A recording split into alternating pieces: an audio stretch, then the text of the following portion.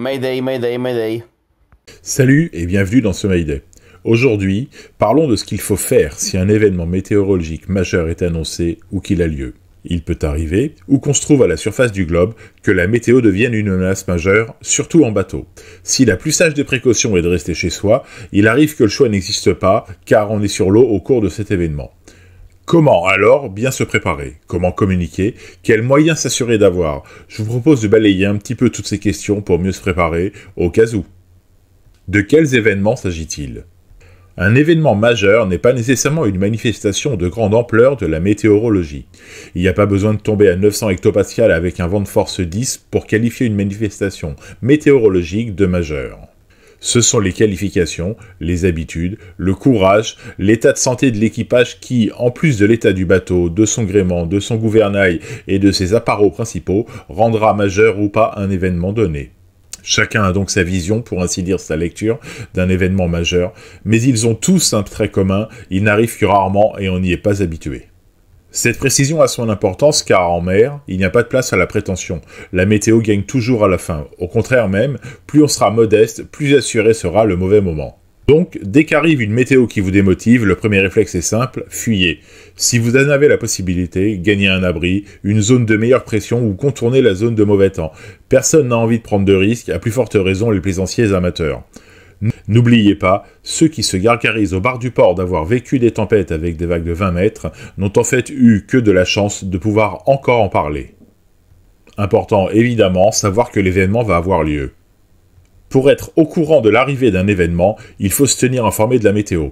C'est à ça que sert l'obligation d'emport d'un moyen de réception de prévision météorologique de la division 240 au-delà des 6000 nautiques. Cette limite est celle qui permet, dans un temps raisonnable, de regagner un abri et de mettre le bateau et toute la petite famille en sécurité. Pour recevoir la météo, les solutions sont nombreuses. Depuis les sites internet gratuits dédiés jusqu'aux abonnements payants au service de Météo France, chaque plaisancier a sa préférence et ira vers ceux qui l'intéressent le plus. Dans le cas d'un mauvais temps, faut-il ou pas aviser l'entourage ? Lorsqu'arrive le mauvais temps, ça peut être bien de prévenir quelqu'un, par exemple un proche, le cross, le loueur du bateau, de ce qu'il va se produire. Il faut surtout, s'il s'agit d'un proche ou de la famille, être aussi factuel que possible, sans trop rassurer ni trop inquiéter inutilement. Une chose à faire avant le départ qui sera utile en pareille circonstance est d'imprimer une échelle Beaufort, un bulletin météo, une proportion hauteur des vagues par rapport à la hauteur totale du bateau, de la quille jusqu'au nid-de-pie, pour être certain qu'on parle la même langue avec ses interlocuteurs et qu'ils sont en mesure de se projeter dans l'événement que vous leur annoncez. Sur le pont, on ne laisse absolument rien traîner. Le premier réflexe est de faire en sorte que, sur le pont du bateau, rien qui ne soit absolument indispensable ne reste. Tout ce qui ne sert pas à la survie, à la flottaison du bateau ou à sa manœuvre, doit être rangé à l'intérieur ou dans un coffre. Car tout, y compris le plus petit tabouret, peut devenir un redoutable projectile avec un vent violent. Et si ce projectile croise la route d'un équipier, la conséquence peut être dramatique. Tout ce qui restera sur le pont va être sécurisé, c'est-à-dire la casquette bien fixée à double tour, les lignes de vie vérifiées, les gilets à poste et le radeau de survie prêt à être percuté. À l'intérieur du bateau, tout ce qui peut être fixé sera fixé. Dans le bateau, partez du principe que tout, absolument tout, va bouger. Qu'il s'agisse de l'eau de consommation que je vous recommande de ballaster pour qu'elle soit équitablement répartie sur un multicoque, des boîtes de conserve, des couteaux ou des outils, ça va secouer et ça va être un beau bazar. Donc il faut penser à fixer autant que possible tout ce qui peut se transformer en projectile. Pour les boîtes de nourriture, il suffit de bien verrouiller coffres et placards.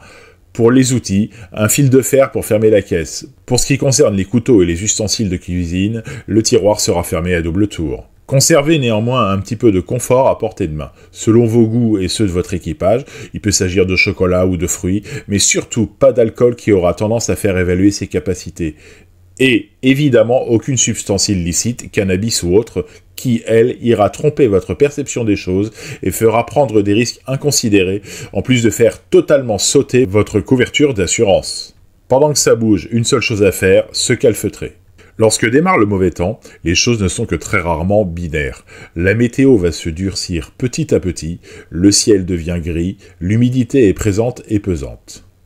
Selon qu'on soit en situation de haute ou de basse pression, on pourra sentir qu'il fait, comme on dit, lourd.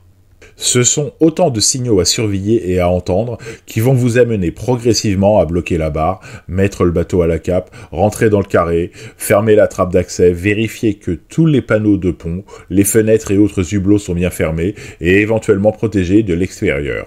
C'est aussi le moment où il faut expliquer aussi calmement que possible à l'équipage que les heures à venir ne seront ni agréables ni plaisantes.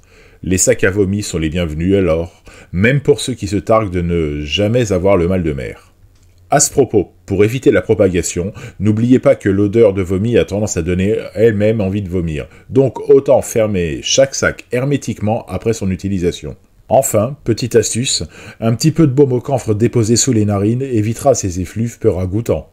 Pendant la tempête en elle-même, ne rêvez pas, vous ne pourrez rien faire d'autre que laisser les choses se passer. Un livre, un film, une musique, bref, tout ce qui permettra de s'évader un petit peu et de penser à autre chose que le ballottement sera le bienvenu. N'hésitez pas à plaisanter, sans jugement ni sexisme bien sûr, avec l'équipage. Rire permet de faire passer le temps plus agréablement. Et une fois qu'est passée la tempête, lorsque la tempête est passée, vient le moment de l'état des lieux. Dans la plupart des cas, rien de grave ne sera ni abîmé ni cassé. Il n'empêche, tout a subi, et le bateau aura reçu de nombreux chocs. Cet état des lieux est donc le bon moment pour resserrer tout ce qui peut avoir pris un peu de jeu durant le coup de mer. Ligne de vie, enrouleur, fixation de radio ou de bouée couronne, tout est à vérifier. Il se peut qu'une balise se soit décrochée et déclenchée, pensez à vérifier si celle qui était à l'extérieur, et qui est bien sûr restée, est toujours présente. En cas de déclenchement intempestif, entrez en contact aussi vite que possible avec le cross-greené pour les aviser de la situation et éviter un déclenchement SAR. Ensuite, rassurez. Rassurez l'équipage en lui faisant remarquer que c'est terminé, rassurez les proches qu'on avait prévenus et, enfin, contactez l'organisme de sauvetage éventuellement prévenu pour indiquer que tout est OK pour ce qui vous concerne.